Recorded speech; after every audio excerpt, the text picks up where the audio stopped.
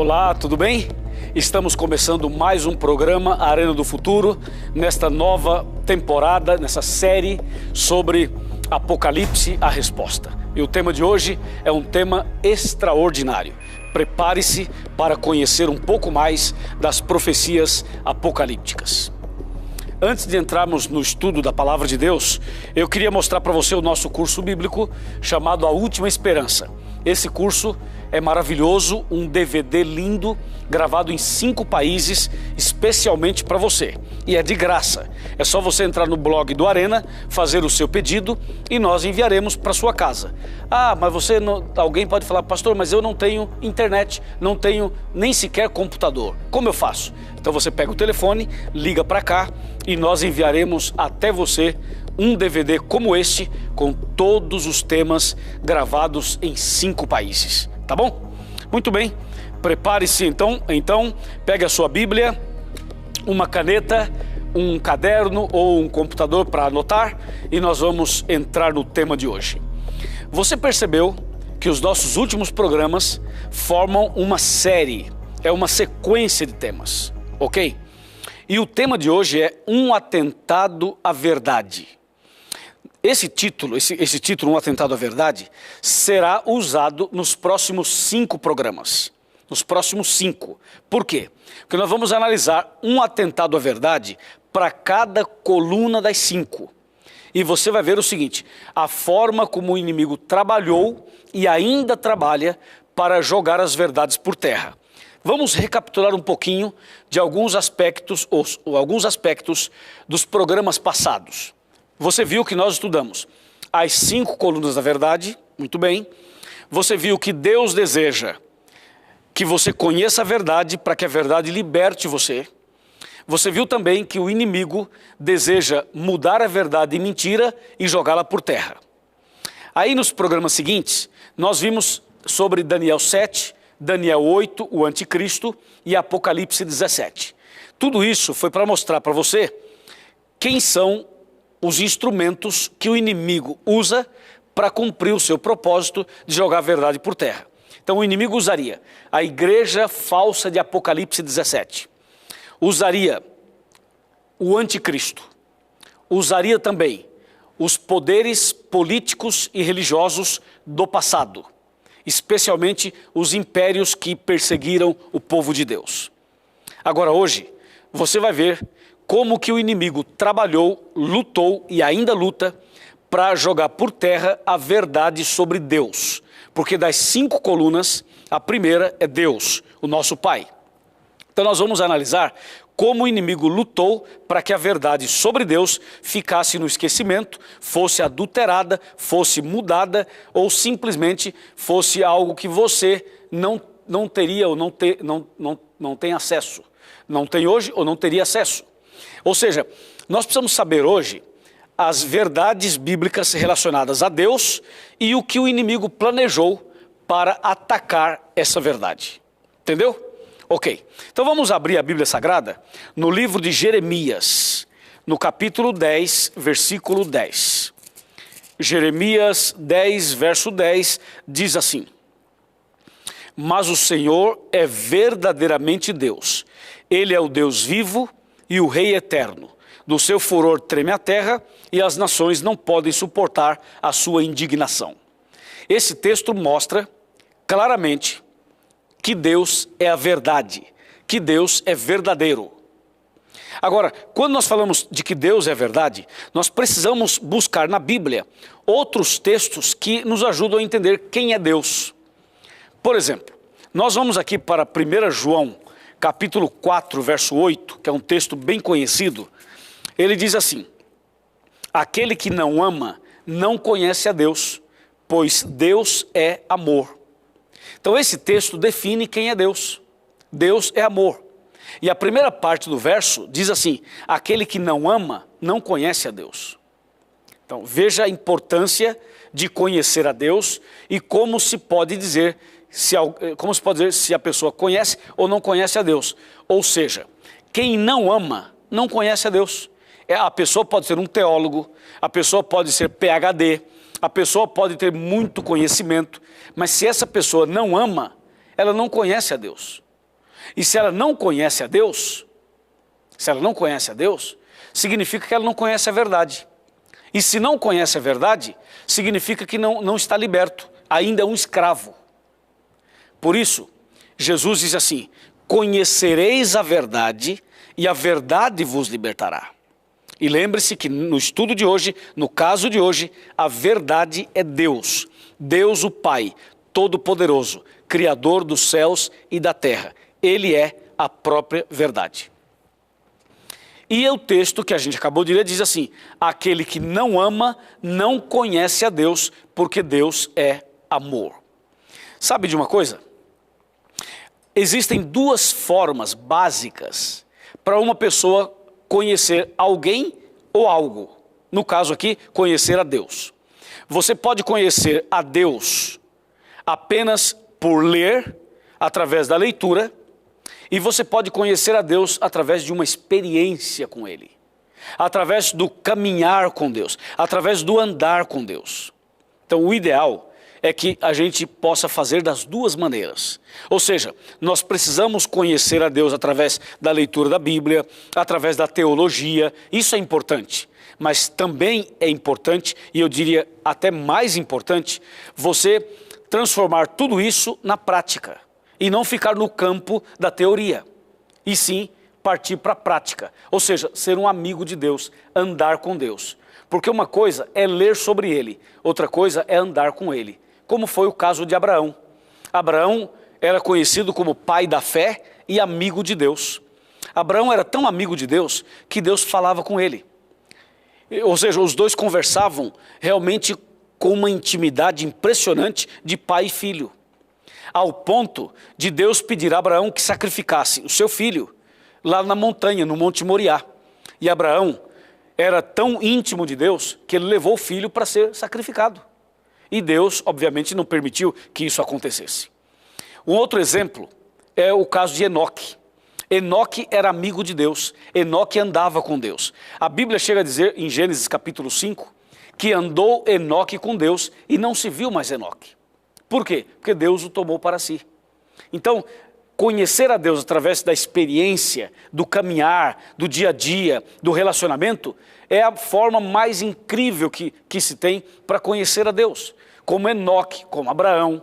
Andar com Deus é orar todo dia, é ler a Bíblia todo dia, é ter uma intimidade tão grande com Deus, de tal forma que Deus é capaz de se revelar a você nos mais ou nos pequenos detalhes da Bíblia, de um versículo, de uma palavra. Ou seja, estar na presença de Deus e com Deus todos os dias. Um outro exemplo bíblico é o exemplo de Moisés. Moisés também era amigo de Deus, só que no começo Moisés não entendia direito o plano de Deus e muito menos o próprio Deus. Até que um dia Moisés aceitou o convite do pai de Deus para ir ao Egito libertar o povo da escravidão. E depois dessa experiência, Moisés desenvolveu uma amizade com Deus, uma intimidade com Deus tão grande, que Moisés conversou com Deus face a face, sem ver a face de Deus, mas conversou com Deus face a face. Viu Deus pelas costas, recebeu os 10 mandamentos das mãos de Deus e ainda mais, Moisés orou a Deus e Deus abriu o mar vermelho. Moisés orou a Deus e Deus tirou água da rocha. Moisés orou a Deus e Deus mandou o maná. Para você ter uma ideia do grau de intimidade que havia entre Moisés e Deus. E você sabe, né? Moisés morreu, Deus o ressuscitou e o levou para o céu. Um outro exemplo muito interessante é o exemplo de Elias, o grande profeta Elias. Elias também era amigo de Deus, andava com Deus. E Elias andava tão intimamente com Deus, que um dia Deus mandou um carro para buscar Elias, e Elias foi levado para o céu. Era um carro de fogo, e Elias foi arrebatado e levado para o céu para viver com Deus. Amém? Toda pessoa que anda com Deus será levada para o céu também. Assim como esses homens que eu mencionei foram levados, foram arrebatados. Assim, quando Jesus voltar, todos os seus filhos, todos os seus amigos serão levados para o reino dos céus. E você precisa, a partir de hoje, tomar uma decisão de ser mais íntimo de Deus, de conversar mais com Ele através da oração, de ouvir mais a voz de Deus através da Bíblia e de ser uma pessoa que realmente reflita o caráter de Deus na sua vida, no seu próprio caráter também.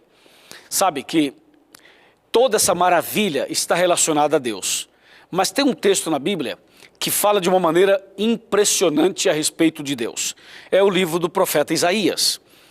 O livro do profeta Isaías, no capítulo 40, trata de uma maneira espetacular o nosso Deus. Eu vou ler para você Isaías 40.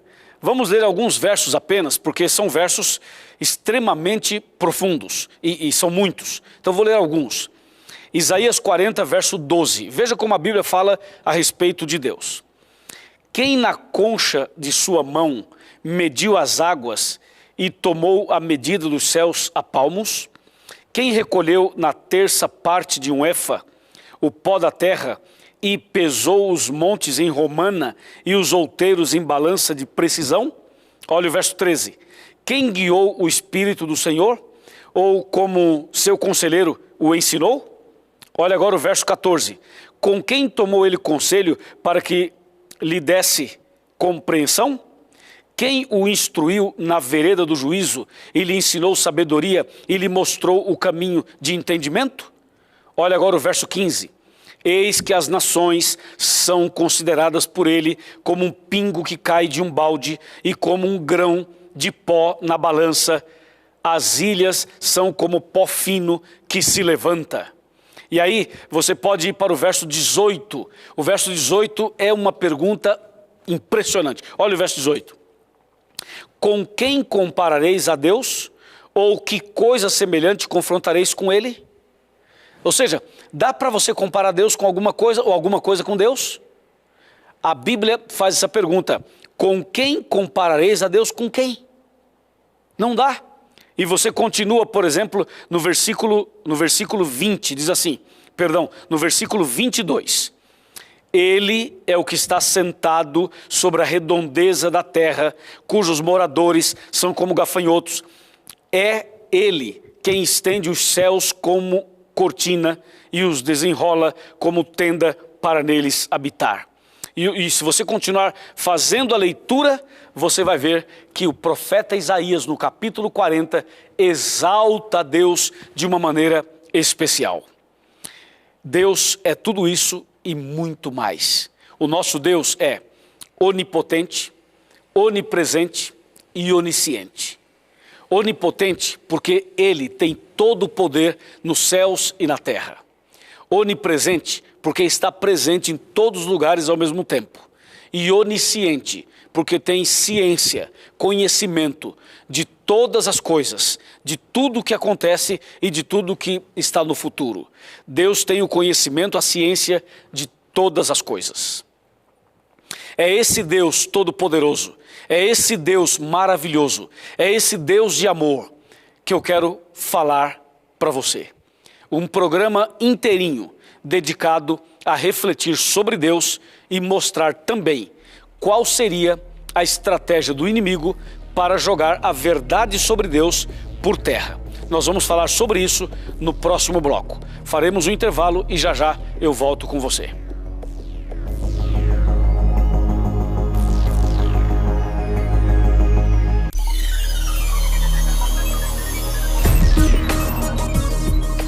Muito bem, já estamos de volta com a Arena do Futuro, hoje falando sobre Deus e mostrando um atentado a esta verdade.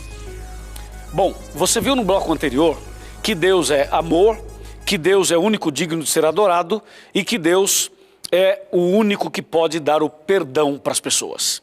Agora, é claro que diante de tudo isso, essa beleza, essa maravilha, o inimigo não poderia ficar calado, uma vez que o inimigo luta contra Deus e tenta jogar a verdade por terra.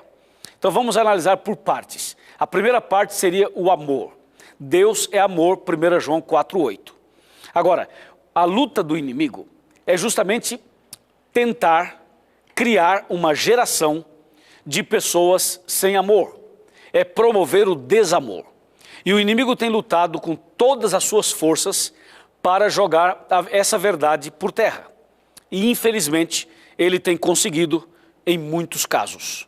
Ou seja, quando você fala em amor, a palavra amor, quando fala que Deus é amor na sua essência. Essa é uma palavra que define a totalidade do amor. Agora, o inimigo tem banalizado o amor.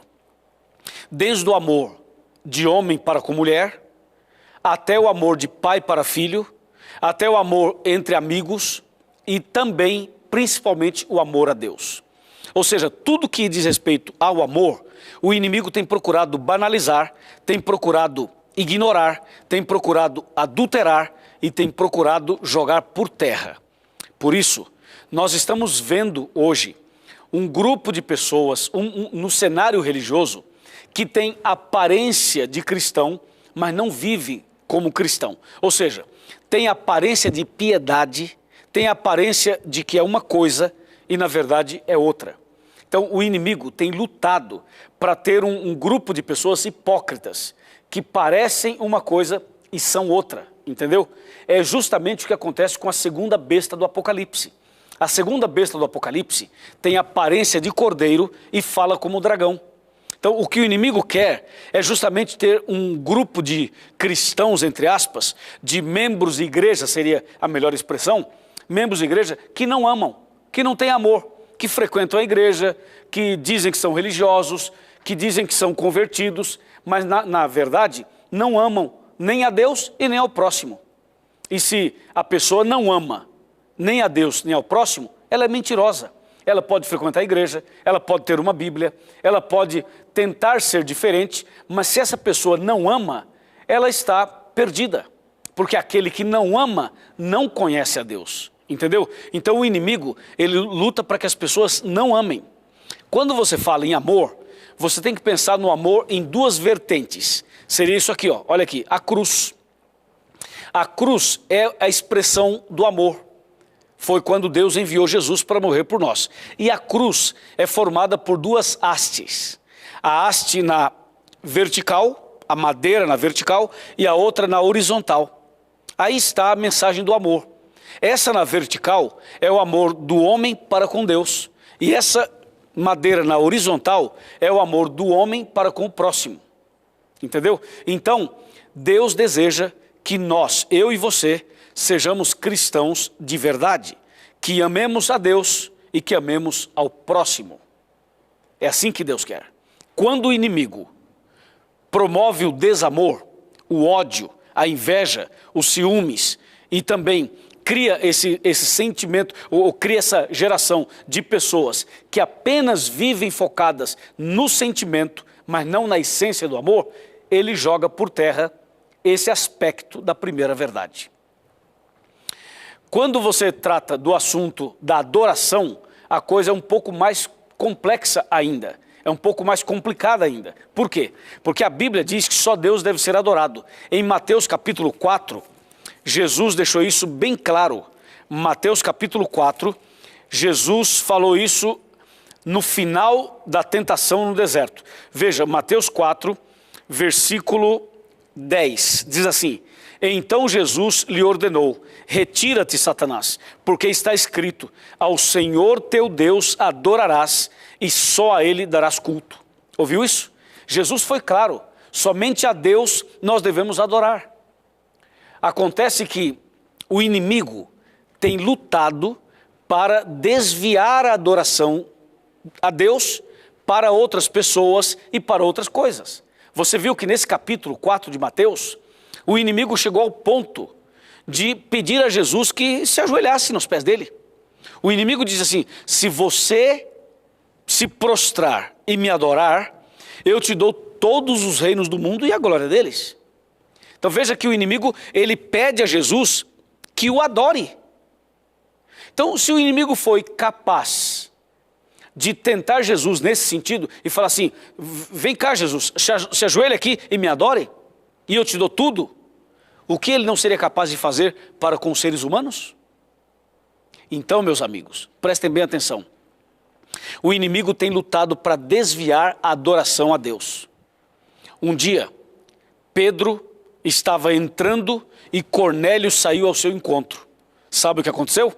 Eu vou lhe mostrar em Atos dos Apóstolos.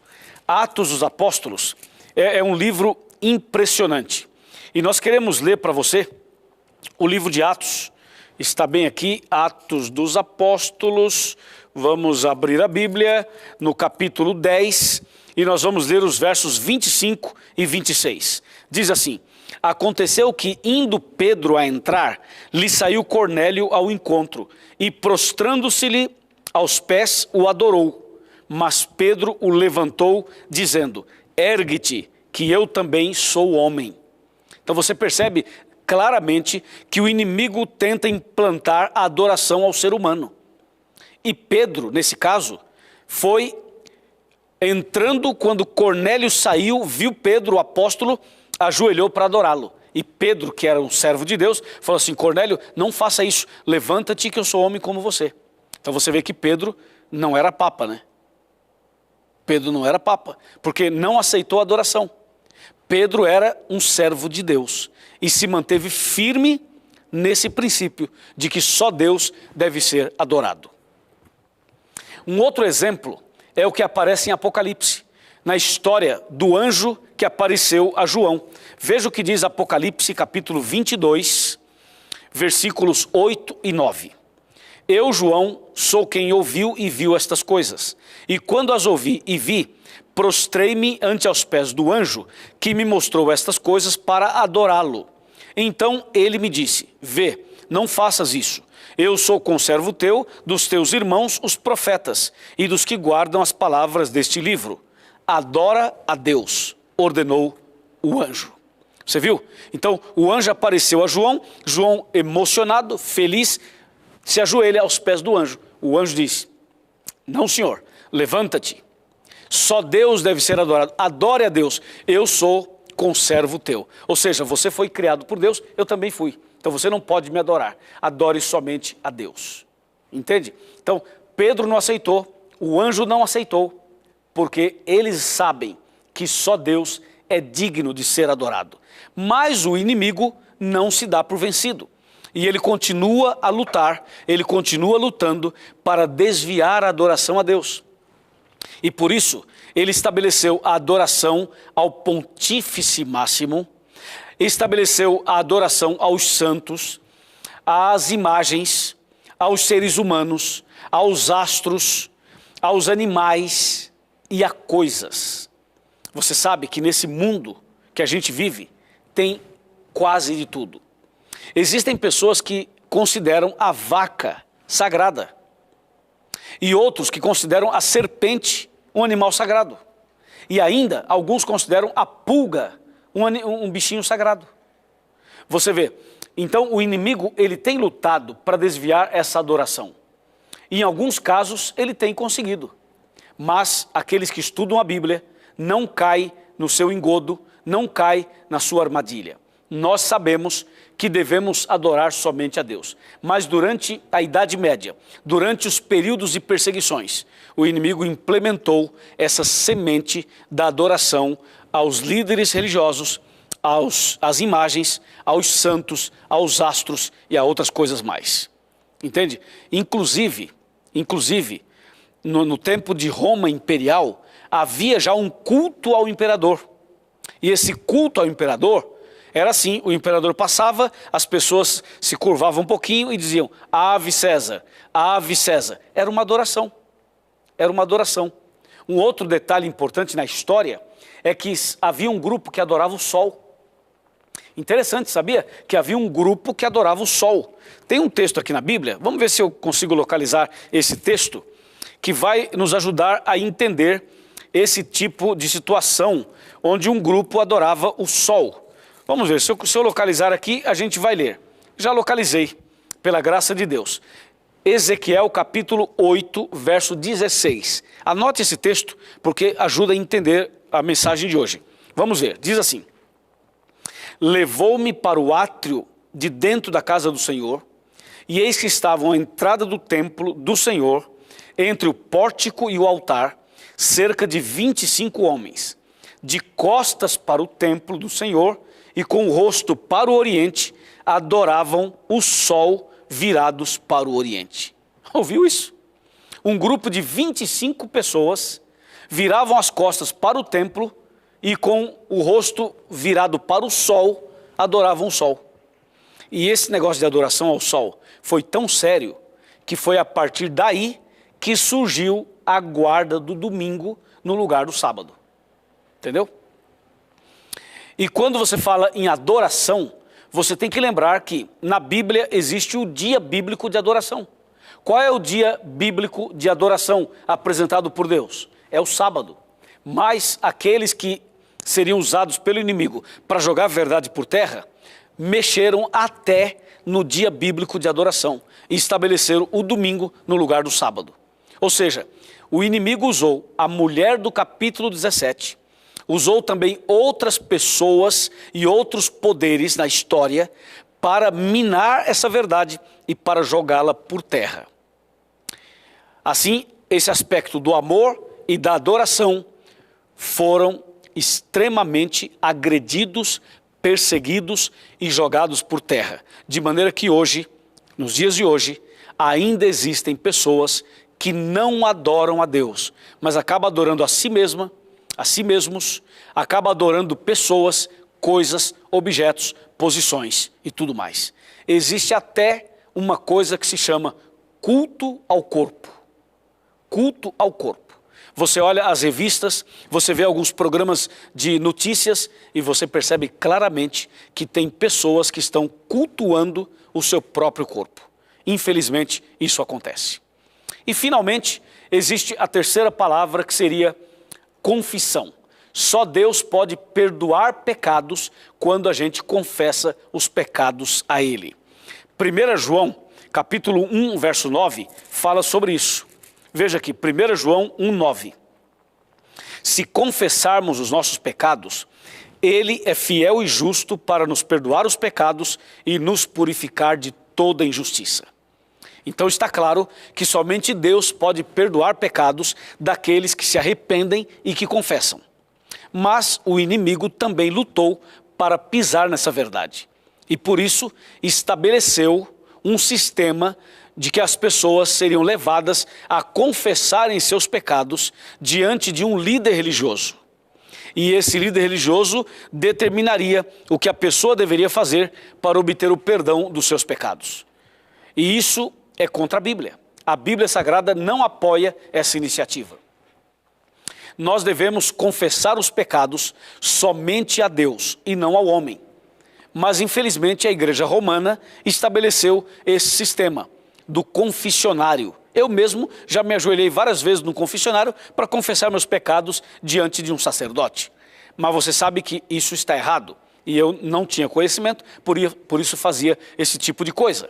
Agora, quando a gente conhece a verdade, a gente precisa ser obediente à verdade. Por isso que Jesus falou, a verdade vos libertará. E eu então agora entendo que devemos confessar somente a Deus em nome de Jesus Cristo. Somente, e a ninguém mais. A Bíblia Sagrada, então, apresenta essa verdade. Só Deus pode perdoar pecados. Só Deus pode perdoar o ser humano. Mas o inimigo tem lutado para que as pessoas façam suas rezas, façam suas orações a um santo, a uma imagem, a um personagem do passado. E tem gente que acha que pode fazer sua oração a Deus e pedir a intercessão de um santo para obter o perdão das suas faltas, das suas falhas e dos seus pecados. Só que essa postura, essa posição não tem apoio bíblico, não tem apoio de Deus. Por quê? Porque de acordo com a Bíblia, nós somente seremos perdoados por Deus por intermédio de Jesus Cristo. Por isso que a gente ora a Deus, confessa a Deus em nome de Jesus. Veja o que diz 1 Timóteo, primeira carta de Paulo a Timóteo, capítulo 2, versículo 5, diz assim: porquanto há um só Deus e um só mediador entre Deus e os homens, Cristo Jesus, homem. Então, meu amigo, eu quero convidar você, a partir de hoje, colocar-se em oração e confessar seus pecados a Deus, em nome de Jesus. Se você é daqueles que ia ao confessionário, numa igreja, ajoelhava ali, confessava seus pecados diante de um homem, eu digo a você, mude a partir de hoje. Comece a fazer isso entre você e Deus. É você e Deus, e não diante de um homem. Somente você e Deus. E faça isso em nome de Jesus. E você vai sentir o perdão de Deus. Porque Deus perdoa por causa de Jesus. E não diante de um sacerdote que vai te dizer, olha, reza aí 2, 3 Ave Marias, 2, 3 Pai Nossos, um ato de contrição e está tudo bem. Mas na verdade, o perdão de Deus só vem quando a gente de maneira sincera vai até Ele em oração, confessando a Ele e pedindo misericórdia, pedindo perdão. E Deus vem até você de maneira graciosa para abençoar você e te dar o perdão verdadeiro conforme você está pedindo. Nós vamos fazer agora um intervalo e depois do intervalo vamos aplicar essas 3 palavras ao nosso dia a dia. Ou seja, como devemos adorar a Deus, como devemos ser uma pessoa amorável a Deus, para com Deus e para com o próximo, e como podemos verdadeiramente viver uma vida de comunhão, de perdão, de confissão e de salvação. Até já, e aí vamos continuar esse tema.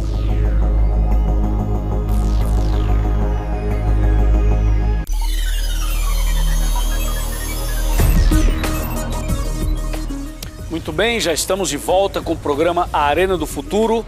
Hoje estamos falando sobre Deus, a primeira coluna da verdade, e mostrando também para você como que essa verdade foi atacada com o passar dos tempos. O inimigo sempre lutou contra Deus. Essa luta começou no céu, você sabe disso, né? Essa batalha começou no céu. Vamos abrir a Bíblia em Apocalipse capítulo 12, para relembrar isso que eu acabei de mencionar. Apocalipse 12, verso 7, diz assim, houve peleja no céu. Miguel e os seus anjos pelejaram contra o dragão, também pelejaram o dragão e os seus anjos. Verso 8, todavia não prevaleceram, nem mais se achou no céu o lugar deles. Verso 9, só a primeira parte. E foi expulso o grande dragão, a antiga serpente, que se chama Diabo e Satanás. Bem, a história começou assim, a história do mal e da luta do bem contra o mal. O inimigo do céu se rebelou contra Deus. E depois de várias oportunidades que Deus lhe deu, ele não quis, ele rejeitou todas, então Deus o expulsou do céu. E ao ser expulso do céu, ele veio para a terra. E aqui na terra, ele começou a fazer um trabalho sujo. Sabe para quê? Para desviar a pessoa de ter uma vida de adoração ao verdadeiro e único Deus. Amigo, a palavra adoração, e aqui a gente queria trabalhar fortemente nela, a palavra adoração, ou a mensagem que está por trás da palavra adoração, envolve 3 coisas. 3. Mas para eu mostrar as 3, eu lhe convido a abrir a Bíblia comigo em Apocalipse 14. Apocalipse 14, versículos 6 e 7. Diz assim, vi outro anjo voando pelo meio do céu, tendo um evangelho eterno para pregar aos que se assentam sobre a terra e a cada nação e tribo e língua e povo, dizendo em grande voz, temei a Deus e dai-lhe glória, pois é chegada a hora do seu juízo e adorai aquele que fez o céu e a terra e o mar e as fontes das águas. Então, o livro do Apocalipse nos convida a adorar aquele que fez os céus e a terra. O que significa adorar? Adoração significa 3 coisas. Significa, primeiro, ler a Bíblia. Segundo, orar. Terceiro, louvar a Deus. Entendeu? Louvor. Então vamos de novo. Leitura da Bíblia, oração e louvor. Essas 3 coisas juntas compõem um culto de adoração. Você pode adorar a Deus em casa, até mesmo no seu escritório, você pode fazer um culto ali. Ou quem sabe viajando, você pode parar o seu carro com a família e fazer um culto enquanto viaja. Você pode fazer isso embaixo de uma árvore, você pode fazer isso em frente ao mar, você pode fazer isso numa casa de campo, você pode fazer isso na igreja. E principalmente deve fazer na igreja. Agora escuta, Lembre-se que adoração é isso. É leitura da Bíblia, oração e louvor. Agora, o inimigo não quer que você faça isso. Por isso, ele luta para você não ler a Bíblia, ele luta para você não orar e ele luta para você não cantar louvores a Deus. No lugar dos louvores, ele tenta colocar outras músicas. O inimigo luta para você ouvir outras músicas e não ouvir hinos de louvor a Deus, entendeu?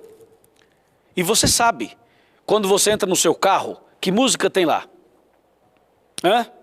Quando você liga o seu computador, que música está lá? Quando você vai ao YouTube, que música você está vendo e ouvindo? Quando você pega o seu iPhone, ou o seu iPad, ou o seu iPod, que música tem lá? Você percebe? O ser humano acaba substituindo, trocando o santo pelo profano. E isso é obra do inimigo, para que você não adore a Deus. Número 2, a leitura da Bíblia. Tem gente que lê revista de fofoca, revista Veja, revista Isto É, revista Época, outras revistas, jornais, até livros, mas não lê a Bíblia. Não lê a Bíblia. Então o inimigo luta para a pessoa não ler a Bíblia. E quando a pessoa começa a ler a Bíblia, ela começa a abrir a boca, dá sono, ela está cansada, ela não pode, ela não entende. É uma luta, é uma luta. Por exemplo, você já viu que é elegante uma mulher ou um homem, o homem de terno e gravata, a mulher com uma roupa social ou não, mas elegante, entra no carro ou entra no metrô e está lá com a sua revista, né? Com a sua revista, senta ali, cruza a perna e abre a revista para ler. Isso parece ser chique. Agora, você não vê uma pessoa assim, uma pessoa elegantemente vestida, que senta lá, puxa a sua Bíblia e diz assim, eu agora estou no metrô, vou ler a minha Bíblia. Você percebeu? Parece que existe um problema em relação a isso. Então o inimigo luta para a pessoa não ler a Bíblia. Por quê? Porque ler a Bíblia faz parte da adoração. E o inimigo não quer que você adore a Deus. Então ele tenta mexer na questão da música, ele tenta mexer na questão da Bíblia, para a pessoa não ler a Bíblia. A propósito, você tem lido a Bíblia todo dia? Ou você tem vergonha de pegar uma Bíblia e ler? Ou você não quer que seus amigos saibam que você lê a Bíblia? Entende? Aí está o grande conflito. E número 3, Deus é amor. Deus é amor. Você e eu não podemos ter vergonha de dizer assim, eu amo a Deus, eu amo a Deus, Deus está no meu coração, eu não vivo sem Ele. E nós precisamos amar a Deus e amar o próximo. Agora escute uma coisa, o que tem de gente que frequenta a igreja, que diz que ama a Deus, mas em casa é um tormento, em casa é uma tragédia. É o marido que não ama nem a mulher, ou a mulher que não ama nem o marido. Em casa, essa pessoa é um monstro. Mas na igreja é um santo. Então onde está o amor? A Bíblia nos convida a amar a Deus, a adorar a Deus. A Bíblia nos convida a ter uma vida de comunhão com Deus. Veja, louvor, leitura da Bíblia e oração. E oração. Sabe que a oração é a respiração da alma.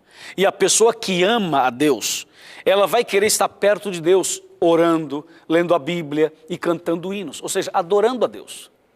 A oração, meu amigo, é o abrir do coração a Deus como se faz a um amigo. E nós não podemos viver sem a oração. É a respiração da alma. Se você não ora, você não respira. E se você não respira, você morre. E espiritualmente é a mesma coisa. Então eu lhe convido, a partir de hoje, a adorar a Deus de verdade. E você já sabe que a adoração verdadeira é oração, leitura da Bíblia e louvor a Deus. Que tal? Aceita o chamado, aceita o convite, aceita o desafio, estabelecer culto na sua casa, estabelecer culto aonde você puder estabelecer, fazer o seu culto pessoal, adorar a Deus. Você está disposto a fazer isso? Você não precisa de uma imagem para fazer isso. Você não precisa de fazer um altar, botar vela, um monte de coisa para adorar a Deus. Você precisa de uma Bíblia e reunir sua família e um inário para você cantar, ler a Bíblia, orar em família e fazer a mesma coisa na igreja, na casa de Deus. Amém? É isso. Só Deus é digno de ser adorado. Eu já decidi, eu quero adorar a Deus e somente a Ele e nada mais. Quando você adora a Deus, você recebe as bênçãos de Deus e você vai ser transformado pelo poder de Deus. Amém? É isso que Deus quer. E durante o culto, aproveita também para confessar os pecados a Deus. E na hora de você confessar os pecados, faça isso chamando-os pelo nome. Na hora de confessar os pecados, confesse de verdade. Não faça uma confissão assim por atacado, de maneira geral. Senhor, perdoa todos os meus pecados. Não, não é o ideal assim. O ideal é você, em particular, em privado, no seu quarto, você deve ajoelhar. Não precisa ter nenhum padre perto, tá? Nenhum sacerdote, nenhum pastor, ninguém. É você e Deus. Você ajoelha lá no seu quarto. E aí você conversa com Deus. Faça uma oração e confesse os seus pecados. Diga para Deus claramente o que aconteceu. Diga, Senhor, eu cometi tal pecado. E diga qual foi o pecado. E peça perdão a Deus em nome de Jesus. Isso também faz parte da adoração. Amém? Você entendeu a beleza que está na palavra de Deus, a beleza desse tema e o poder que existe no nome de Deus e na adoração a Deus? Sim, amigo, isso é poderoso. A Bíblia Sagrada, quando menciona a história daqueles personagens que eu mencionei no primeiro bloco, nos leva a entender que eles viveram uma vida dessa maneira. Esses homens que eu mencionei, como Abraão, como Elias, Moisés, Enoque, esses homens eram assim.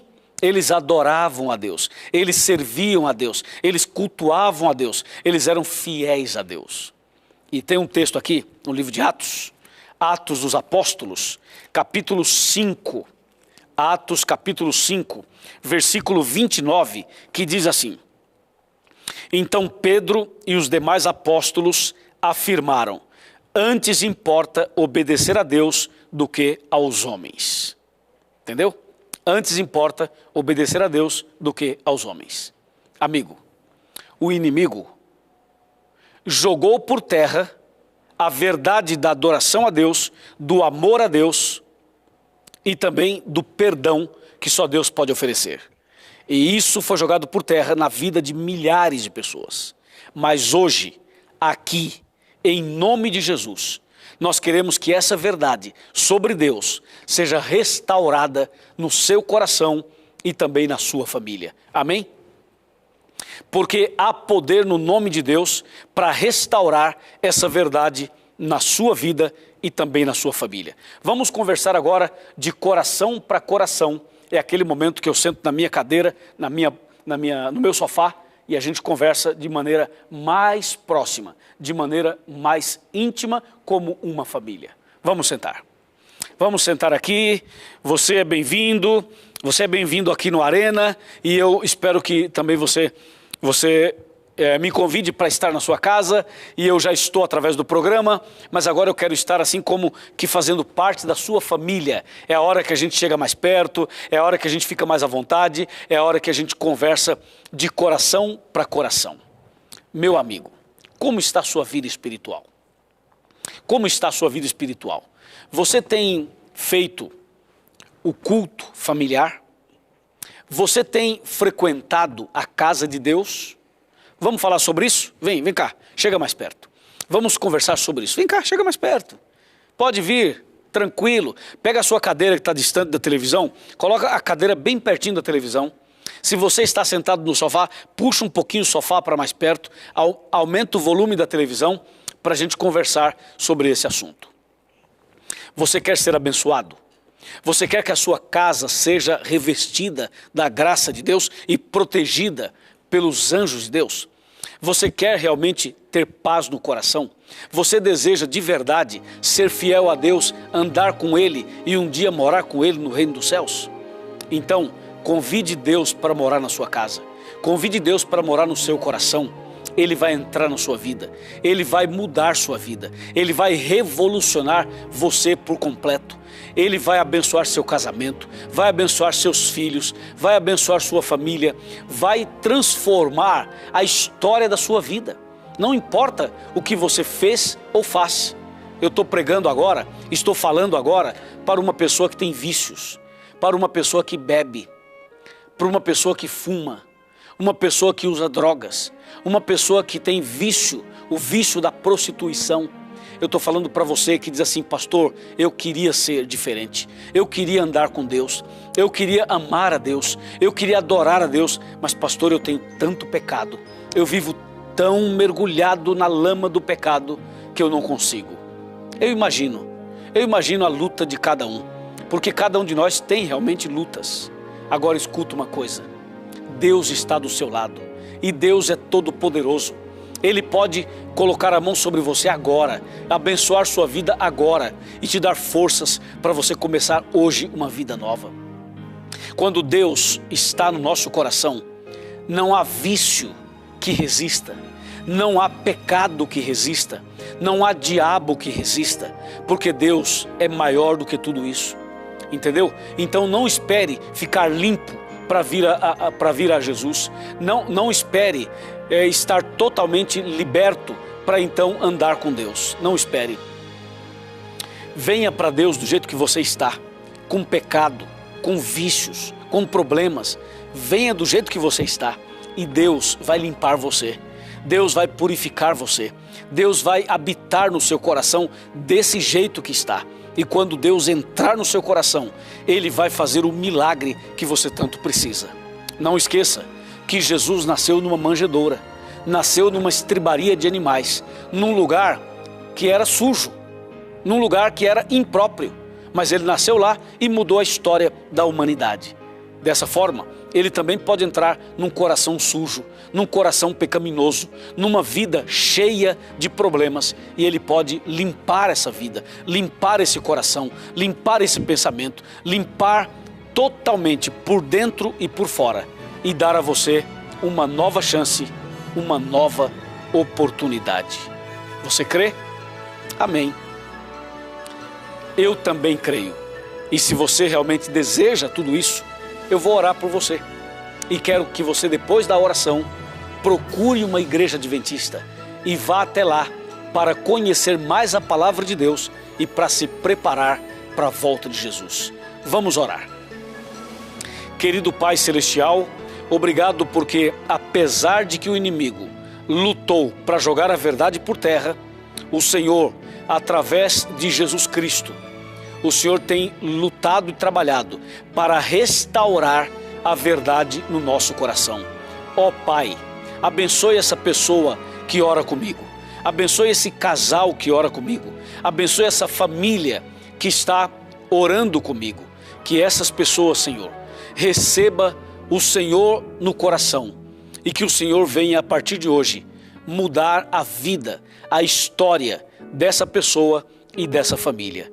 É o que nós te pedimos e agradecemos no nome santo de Jesus Cristo, teu Filho amado, nosso Senhor. Amém.